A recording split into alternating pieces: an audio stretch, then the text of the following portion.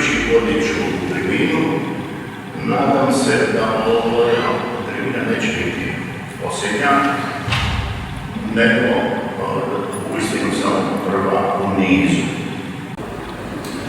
Moji i vaši gosti su predsjednik HSU-a gospodin Silvano Hrelja i predsjednik Bloka umirovljenika zajedno gospodin Milivoj Špika.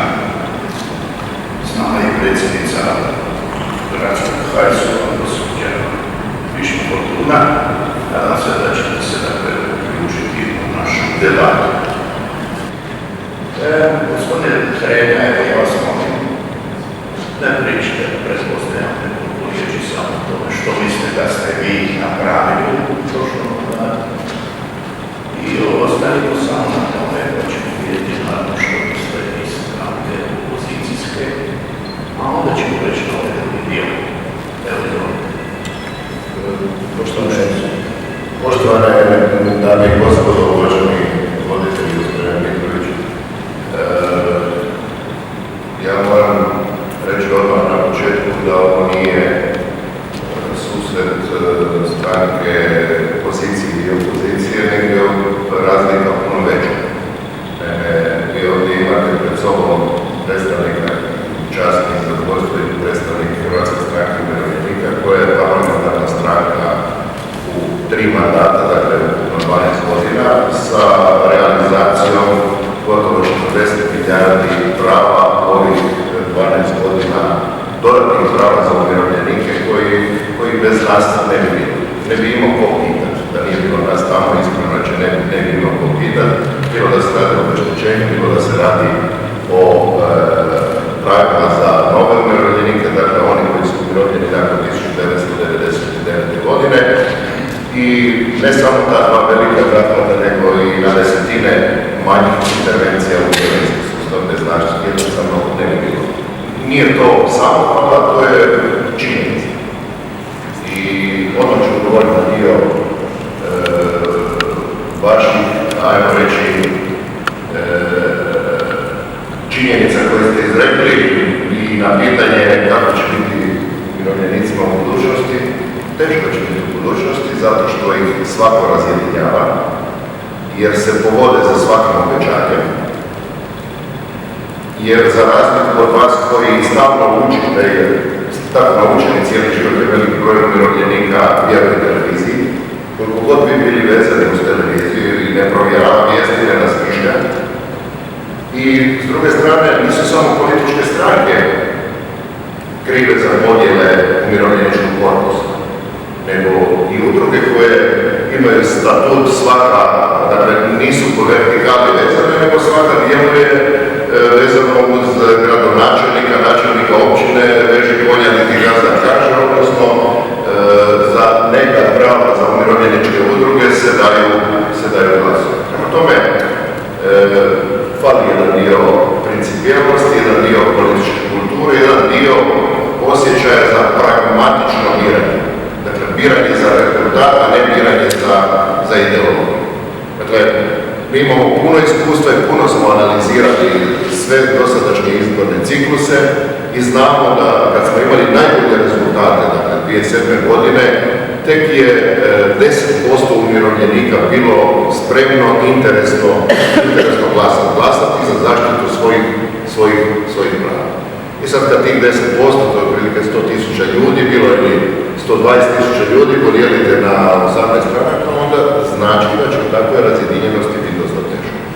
U takvoj situaciji, naravno, pod takvim rizikom da nijedna umirovljenička stranka ne prođe, idemo na izbore u koalicijama, jer to znači da će biti parlamentarna zastupljenost umirovljeničke stranke, dakle prvenstveno ove koje je već u 3 mandata parlamentarna stranka, a za druge vidjet ćemo, ovisi od njihovoj umješnosti koliko će ispregovarati u svojim koalicijama. Dakle, oni doista ne mogu biti protiv svega ovoga što mi radimo, sa ili bez argumenata ili nezadovoljni s time, ali nemaju se čime pohvaliti, jer rezultata definitivno nema iz opozicije nikakvog rezultata. Možete utjecati nešto na javno mnjenje, ali da ćete vi nešto uvjetovati, da će se nešto dogoditi vrlo teško. Nažalost, to je politika ne mora svi razumjeti, ali tako se stvari događaju. A rađe bi kasnije rekao malo o tome što namjeravamo napraviti. Mi jesmo podošlicom kritike svih opozicijskih umirovljeničkih stranaka, vrlo često odgovaramo, jer mislim da nemaju ni dovoljno znanja, ni dovoljno iskustva, a osvrću se na neke prijedloge i daju inicijative koje su dosta štetne, ali eto, to je njihovo legitimno pravo. Nije nedopustivo predlagati, nedopustivo je realizirati prijedloge koji eventualno su. I na neki način nedopustivo je skretati razmišljanje građana u neke krive, štetne vode po njih sami. Dobro, čućemo naravno odgovor. Ćemo poslije krenuti na drugi dio i ako je moguće da o tome što smo do sada učinili, što smo mi učinili, što smo postigli svako od nas pravo, ćemo odmah početi sa vašim pitanjima, odgovorima, konstatacijama, mišljenjima, šta god. Pa ćemo onda u drugom dijelu razgovora, mislim, bilo bi bolje ići na reklo, moguće vidike. Recite, gospodine iz Hvala lijepo. Dakle, na početku malo demistificiramo neke stvari. Danas je na razgovor pozvan predsjednik Hrvatske stranke umirovljenika, predsjednik Bloka umirovljenici zajedno i predsjednica gradske organizacije Hrvatske stranke umirovljenika zajedno. Dakle, odmah na početku da kažem da je nekoliko traženo da se skine rola stranke Bloka umirovljenici zajedno i to su moje puta napraviti samo iz poštovanja domaćina, znači sljedeći puta to više nećemo napraviti, da danas je ovako vacijenjani i nelogično, ali poštovanje prema vama i svima koji su došli, nama ne treba nikako koji si govorili, da ne snažimo koje i što je Blok umirovljenici zajedno. A da značimo jasno i svih anketa koji se od prošlih parlamentarnih izbora objavljuju, u kojim je sasvim jasno da ne glasu da Blok umirovljenici zajedno imamo čak i ponekad dosta povećen rejting od Hrvatske stranke umirovljenika, koja, kako reći kolega Želja, je već treći mandat u Saboru, sa 4 saborska mandata nije u stanju imati rejting 5-10%, odnosno dobiti potpuno i povjerenje umirovljeničkih birača za one svoje programe. A zašto se to događa? Isključivo iz jednog razloga. Dakle, svojatate sebi sastavke za isplatu obeštećenja umirovljenicima je, pa ja bih rekao, pomalo primarno. Budući svi znamo da je HSU bilo političko krivo Matica umirovljenika Hrvatske i da je iz toga razloga nastao, a ne zbog toga što su sjetili tih 10 napraviti stanku. I ljudi koji su radili na ondašnjem izraženog obeštećenja su osnivanje Bloka umirovljenici zajedno prešli na pokojni Mažuran, a isto tako i gospodin Ante Jukić koji je u ovom trenutku savjetnik Splitsko-dalmatinske županije, savjetnik županija za socijalna pitanja i predsjednik je Hrvatske stranke Bloka umirovljenici zajedno u gradu Splitu. Ono što je razlog zbog čega u ovom trenutku u Hrvatskoj bar do jučer bilo 14-15 umirovljeničkih stranaka jest, ja ću samo ovdje reći osobno u području, najveća krivica je u Hrvatskoj stranci umirovljenika, ako što je konkretno i u kolegi Silvanu Hrvatskoj koji je 2011. godine nakon osnivanja Bloka umirovljenici zajedno imao priliku povesti sve umirovljeničke opcije i da bi samostalno redimo na prvu bilo ponuđeno. Mogao je biti rejting i onda je samo Blok umirovljenici zajedno bio preko 4%. Međutim, gospodin Silvano Hrvatskoj nije napravio, a nije napravio čisto iz jednog pragmatičnog razloga, a to je bio prvi saborski mandat, bilo je previše rizično ići sam na mejdan SDP-u i HDZ-u, možda izašao sam na mejdan SDP-u i HDZ-u i možemo biti izuzetno zadovoljni i ponosni sa rezultatom kojega smo napravili. Što se tiče svih ovih prijedloga tijekom ove 4 godine svjedoci ste i sami da Hrvatska stranka umirovljenika nije nikada nijednom se usprotivila na bilo kom veću politiku koaliciju, već je poslušno dizala svoje rukice i svaki je prijedlog naravno politika se vam prošao. Ono što su prvo napravili da su bili efikasni nakon izbora 2011. godine, to je bila eliminacija svih članova Bloka umirovljenici zajedno iz ovog nacionalnog vijeća za umirovljenike starije osobe. A mi smo na Bloku umirovljenici zajedno to vijeće osnovalo i već nakon prve godine sa ondašnjom premijerom gospođom Kosor uspjeli smo one dodatak na mirovinu ubaciti u osnovicu mirovine, te na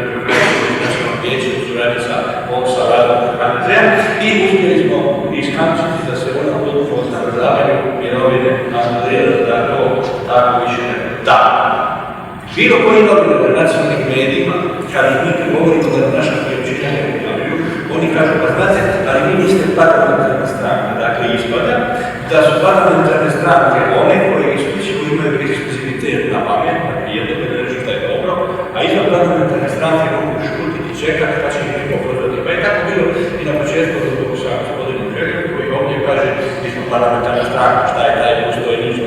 Ali gospodine Želja, Prokovici zajedno je opcija koja će imati dovoljne koalicije imati tako znači nakon sljedećih parlamentarnih izbora i nećemo se poput vas skrivati, nećemo se poput vas skrivati 4 godine, već smo napovijestili, rekli smo, mi preuzimamo odgovornost i mi ćemo se ukreati u jednu sasvim nove socijalne i mirovinske politike. I nećemo reći da umirovljenici nemaju svog kandidata za voditi ministarstvo socijalne ili ministarstvo umirovljenika na pađu. Prokovici zajedno će nakon ovih parlamentarnih izbora i vas pozvati i vaši ljudi vjerujemo da je Hrvatska stranka umirovljenika ima dovoljno sposobnih ljudi koji mogu preuzeti odgovornost za ono što umirovljenici od nas očekuju, a ne očekuju da se upravo diže ruka onima koji su u vlasti. Budite sigurni, da ono što se mi govorimo unutar domoljubne koalicije, ako se pokaže da to neće ići tim smjerom, a naši birači će unaprijed znati što je to, mi ćemo s te koalicije člani. To je ono što vi niste imali hrabrosti napraviti cijeli svoj mandat. I jedna stvar koja je bila dobro napravljena od strane Hrvatske stranke umirovljenika nije znači na našu kritiku da baš nama izuzetno drago. Mi smo jedino su to mišljenja da je hrabrost HSS u svom podatku sada mogao napraviti puno više ili podržati se napraviti častan politički uzmak i maknuti se od te koalicije. Dakle, to im zamjeramo. Dakle, ne možemo zamjeriti ni za što je bilo dobro, bilo da su to dobro, samo pravo trećima. Ja da hvalim da se i kaže, to je već korektni dio našeg razgovora. Jedno je da lupiti i možda da sačemo postojenost. Ono što ovih dana inače čujemo, dakle, oni što jesu, nisu ništa napravili. Ovi koji dolaze, oni će poteći njenu na mediju neku, to nije korektno na publici. Niko to nije. Dakle, ovo je dobro, izvolite, gospodine Predaj. Pa meni je zadovoljstvo govorim gospođi, jer prepoznajem osobu ovako velikog srca za umirovljenike. Dakle, ali je to, ajmo reći, utopijska ljubav. Jer umirovljenici bez svoje političke oštrice u parlamentu neće realizirati ništa. Udruge su dobre, strašno su dobre za društveni život, za kvalitetu života ljudi treće životne dobi, ali nemaju političkog značaja, nisu tamo gdje se odlučuju. Da, jedinstvo umirovljenika, slažemo se, ali gledajte, niko ove naše satelite nije tijelo iz Hrvatske stranke, nitko iz Hrvatske stranke umirovljenika sugerira HNS-u ili Čačiću da formira nove stranke. To je mimo naše kontrole. Dakle, mi ne kontroliramo umirovljenički korpus i umirovljenike, niti to želimo. Oni su slobodni ljudi, slobodne volje i odgovaraju za sve dobro ili sve loše. Za svoj izbor odgovaraju, plaćaju cijenu. Ali ja pretpostavljam da će, kad gledamo rezultate unazad, kolega Špika povući ocjenu za božićnicu, jer ovo nije prvi put da se božićnica isplaćuje umirovljenicima.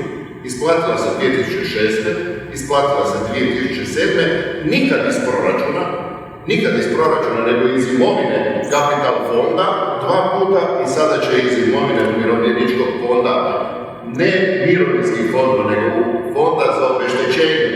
I to iz imovine koja je preostala od umrlih bez nasljednika i onih koji se nisu nikad javili jer su dobili rješenje da im je obeštećenje 50 kuna, pa im je država tada je bilo na vlasti HDZ, nudila da im 50 kuna da ili u 4 rate umjesto 50-25, ili da čekaju 6 godina. Dakle, apsurdna situacija i jedan veliki broj ljudi, nekih 30-ak tisuća se nikad nije javio za te sitne iznose. To se skupilo u umirovljeničkom fondu. Nije se moglo prije jer je trebalo protek vremena da se ljudi jave, da se vrši obeštećenje i naravno ne drži se to u kasici prasici. nego se to, novac je društvo za upravljanje umirovljeničkim fondom HPB Invest ima u Hrvatskoj poštanskoj banci i može se razvezati 13.12. To su vam sve činjenice oko toga. Ja se nadam da niko ne sumnja to što je to prije Božića. Sad su se stekli uvjeti, a bit će poslije izbora. Prema tome, čemu pričamo? Možemo se bez razloga napadati kako hoćete. Da ne damo. Od čega ne bi dali? Da bi gospodin Hrelja bio sad jako argumentiran, da su ta sredstva nečija i da na raspolaganju eventualno mogu biti tek nakon 18. prosinca. Dakle, tek nakon 18. prosinca oni već sada dijeli energiju, što ne znaju da će biti njihovo. Dakle, to što u ovom trenutku iskazuju socijalnu osjetljivost, to u stvari nije to. Jer hipotetski kad bi se javili vlasnici tih novaca, a vlasnici postoje, onda to ne bi bilo nijedno. Socijalna osjetljivost se pokazuje ili bi se pokazala na način da je gospodin Hrelja predložio božićnicu prošle ili pretprošle godine. Ovdje ne govorimo uopće sa božićnicu 300, 500 kuna, govorimo o znaku bavanja. Jer toga gospodina Hrelja ili će gospodina Hrelja. Zašto to nije prošle i pretprošle? Gledajte, zato što su sredstva bile rezervirana, sam gospodin je rekao, ali gledajte, zahvaljujući Hrvatskoj stranci umirovljenika i prijedlogu zakona koji je svojevremeno bio u Hrvatskom saboru u isplati božićnice umirovljenika, jedan veliki broj gradova i općina je počeo dijeliti i u kontinuitetu sve ove godine dijeli božićnice po socijalnim kriterijima. Ne znam u čemu je problem oko božićnice, mislim da je to naš dobar proizvod i mi priču definitivno oko toga još nismo završili. Priča ima svoj nastavak i nastavak je u smislu da bi to trebalo biti svake godine, ali po principu solidarnosti među generacijama. Problem je to što koji vlasnici toga nisu pozvali da prevozimo to svoje vlasnike. Dijelite nešto, a da niste nešto učitali. A zašto vi ne podržavate tu nego hoćete sebi novce povrati? To nije točno, HPB točno zna koje su ostavinske nastavne tijeku. Sada zamoliti naše goste da se očituju ne samo o tome, nego odnosno pitanje što vi, što bi se reklo, obećavate. Gledajte, prvo, ovo što je gospodin govorio, sve smo u ovom mandatu gradili mirovinski sustav i sve je to moguće. I ponovno smo uveli vrednovanje radnog staža, jer možete sa 60 godina života, ako imate 41 godinu mirovinskog staža, otići u mirovinu bez penalizacije. Dozvoljen je rad i ugovor o djelu, ako ste otišli u puno ili invalidsku mirovinu u okviru vaših radnih sposobnosti i potreba tržišta rada, možete i zasnovati radni odnos, a da ne gasite mirovinu, možete raditi u obrtu, dakle sve su opcije moguće, ali znate, niko ne može nikoga na silu zapošljavati. Vi možete se zaposliti ako tržište rada ima potrebu za vašim vještinama i vašim znanjem za obavljanje određenih poslova, ako ste atraktivni, odnosno ako ste korisni poslodavci. Prema tome, ne možemo nikoga na silu zaposliti umirovljenike, zaposliti na silu i tako dalje. Na kraju krajeva, morate znati da moramo politički djelovati, ne možemo biti konkurencija mladima koji su isto nezaposleni. Ja mislim da je to lako bilo donijeti ovu mjeru pod pritiskom medija da radimo konkurenciju mladima. Činjenica da se to nije pokazalo kao konkurencija mladima jer je svega negdje oko 3000 ljudi tako radi uz primanje mirovina tijekom 2014. godine. Ja neću puno specificirati što ćemo mi raditi. Mi znamo što treba nastaviti raditi u mirovinskom sustavu, zdravstvenom sustavu i sustavu socijalne skrbi. I to nismo, vi znate preko svojih predstavnika, jer nije da to radimo mi, vaši predstavnici udruga su u Nacionalnom vijeću za umirovljenike i starije osobe. Dakle, sve ono što oni na neki način smatraju da treba uokviriti u zakonski okvir se radi. Dakle, i pitanje pripremanja toplih napitaka i prehrambenih, dakle, sendviča u udrugama i pitanje vozačke dozvole i svega ostala, išli smo na inicijativu i zajedno sa udrugama i zajedno smo radili. Dakle, ne predlažemo mi nikakvu svemirsku tehnologiju, nikakve epohalne izmjene tog sustava, ali čuvamo taj kažu srušit ćemo ovo, srušit ćemo ono. Svaki put, svakom mandatu unaprijedimo pravo. Epohalnih izmjena mirovinskog sustava nema, vi to znate. Vi to znate da to ne postoji, nego možemo razgovarati ukoliko standard padne, moramo intervenirati sa tom i tom mjerom.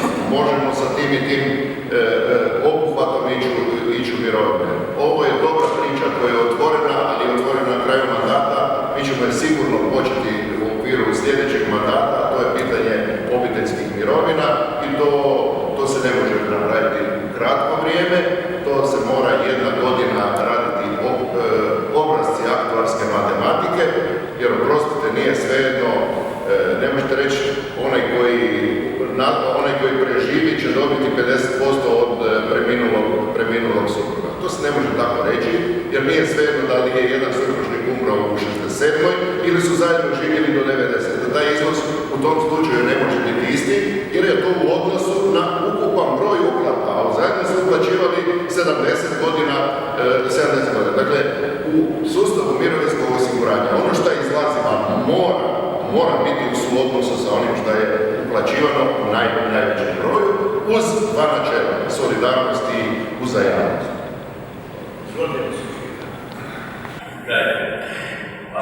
Koliko je Vlada kvalitetno radila u prethodne 4 godine, mislim da umirovljenici jesu jedna od socijalnih kategorija koja najbolje će dolazi do pomoći. Dakle, u prethodne 4 godine situacija sa umirovljenicima nije išla najbolje. Po svim pokazateljima, svim izvješćima Europske komisije kažu da politiku se sve ovakvom politikom kakvom sadašnja Vlada vodi, nastavimo da bi prilike za nekih 20-25 godina sadašnja prosječna mirovina sa 38,9% koliko je prosječne plaće, pa da nekih prosječnih 20% prosječne plaće. Dakle, očito je da politika koju ova sadašnja Vlada vodi je katastrofa. Zašto je to tako prošlo? I što će možda promijeniti to? I ono što to politici zajedno na ove koalicije. Dakle, mi smo apsolutno protiv ovog sustava i načina ponašanja štednje. Ta štednja je dovela do novih gubitaka radnih mjesta, do povećanja broja ljudi koji imaju potrebu za socijalna pomoć, treba ići obrnutim putem. Dakle, treba poboljšati, stvoriti uvjete za povećanje potrošnje domaćih robova i usluga, znači istovremeno i zaštititi na jedan prihvatljiv i legitiman način domaćih robova i usluga.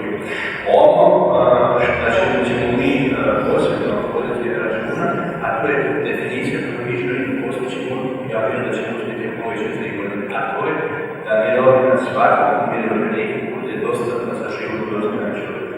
Ono na čega smo se mi sad doveli, a to je nama svima postalo normalno, to je da ljudi će prekraju po kontejneru. To je nešto što je nedatno. A nama svima već polako, kao ima, bit će nas tako deficit. Probat ćemo uz one mjere koje budemo sad predstavili nakon što se bude uznanio ovaj datum izbora, izradu sa jasnim i preciznim aktivnostima koji će to vrlo brzo eliminirati.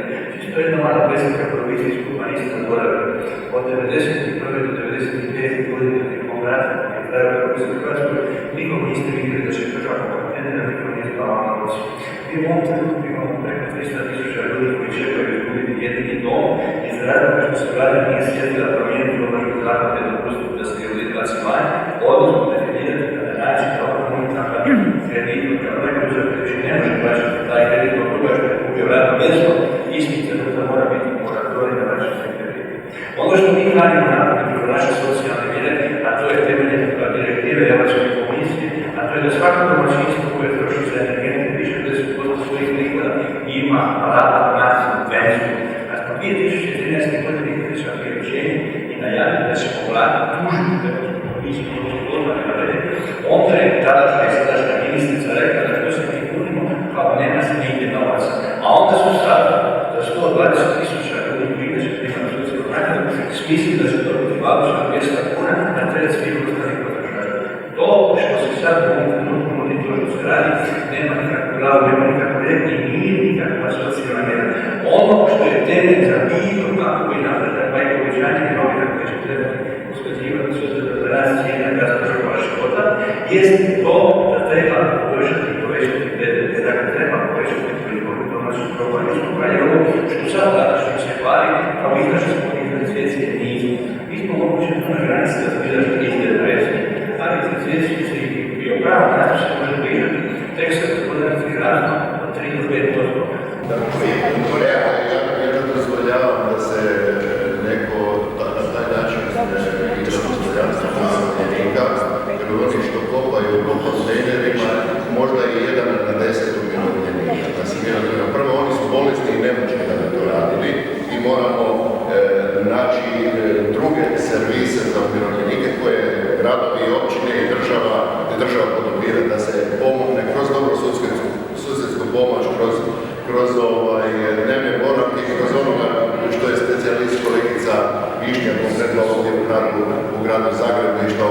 što oni rade. Prema tome, nemamo generalizirati stvari, nemamo na neki način biti agresivni i ugrožavati dostojanstvo umirovljenika. Nisu ti umirovljenici ti najtužniji u ovoj našoj zemlji je što su mladi ljudi bez posla i što se na taj način moraju skupljati boce i sve ostalo da bi preživjeli svoje obitelji. Ja mislim da su oni heroji ovog naše stane, a umirovljenici to ne mogu, jer će činiti samo ubistvo, odlače na glavačke u kontejneru. Budimo realni, nemamo stvarati krivu sliku javnosti i nemojmo tako misliti o umirovljenicima. Ako stvaramo tako sliku o umirovljenicima, kako ćemo im pomoći? Ja sam htjela reći, ponovo se desila ista propaganda gospodina koji govori što ne valja u Saboru. Dajte otvorite svoj program umirovljenika, vaše stranke ili naše udruge ili ne znam koga, to smo tražili. Prema tome, ovo što vi pričate o kontejneru, to mi svi znamo, ja nisam došla ovdje radi toga. Nego program što ćete ne praviti, još nemate program cijela stranka, a tamo nešto što bi bilo konkretno. Konkretno je nešto što će se ili nastaviti što je bilo, a ne pričati nešto što ne valja u ovoj stranci ili vladi. Evo, to sam htjela reći. Bila sam Pa, očito ste u pravu kada kažete da me ne čujete, pa onda niste čuli. Rekli smo da naša koalicija planira usklađivati mirovine s obzirom na rast cijena životnog troškova jednostva i da na osjetnije povećanje mirovina možemo računati već nakon godine našeg mandata u kojem računamo da će doći do ozbiljnog rasta BDP-a do 3-5%, jer to je rast koji može proizvesti i osjetak rast od mirovina za koje sam rekao definiciju da ona ne nije biti socijalna kategorija i nije, već mora biti dostatan život dostojan čovjeka. Znači to tako što znači da umirovljenik sa 40 godina radnog staža ima mirovinu dovoljno da može normalno živjeti. Mi danas svi pričamo kako imamo 25 godina slobode i demokracije. Nema. Ako čovjek nema ekonomsku slobodu, ako čovjek ne može kupiti kartu, ne može izaći među kartu, onda taj čovjek nije slobodan. A mi nikad manje sloboda nemamo što imamo tada. I naše je da se pokušamo izboriti. I rekao sam, nećemo to napraviti štedno, jer ako mi smanjimo plaće i mirovine, a neki imaju, i tako je napraviti, pa i naša koalicija, čuli ste to neke stvari, što bi to značilo? Ako imamo smanjene plaće i mirovine, znači i manja kupovna moć i manje se kupuje. Tako je da treba manje proizvoditi. Onda je tako isto ide na biro, gdje na socijalno i klub se vrti. Gospodin Renja odgovori na ovo takozvano konkretno programiranje rada u sećama. Gledajte, sam tako sada usklađivanje ja sam vrlo odgovoran političar. Usklađivanje mirovina se i krenulo s ovim mandatom. Što parametri u 3 šestomjesečna razdoblja od ukupno 8 šestomjesečnih razdoblja su bili negativni, a mirovine su tada ostale na istoj razini. Na to ne možemo previše utjecati jer smo se vezali u statističke podatke. Dakle, ništa nova koalicija, ako bi dobila vlast, neće tu promijeniti, garantiran. A drugo, malo je ovako pompozno govoriti o rastu BDP-a od 3% u jednoj zemlji koja je deindustrializirana i koja počiva na uspješnom turizmu, čak i ne plasmanu poljoprivrednih proizvoda u tom turizmu, nego uvozimo sve živo iz Španjolske i Italije, dakle konkretno najveći dio hrane. A to nisu grijesi ove koalicijske vlade, to je trend koji je počeo od dalekih 90 godina i sad se suočavamo sa najčešćim posljedicama i zato se tako dugo izvlačimo iz ove krize u kojoj jesmo i put izlaska iz krize neće biti skokovit, osim ako ponovno neka nova vlada ne upuca 2 milijarde kuna u izgradnju praznih stanova kao što je učinjeno i u prethodnih periodu. Ali dakle, poboljšanje života umirovljenika. To nema veze sa ovom poboljšanjem. Ne možemo očekivati. Možemo laganim koracima usklađivati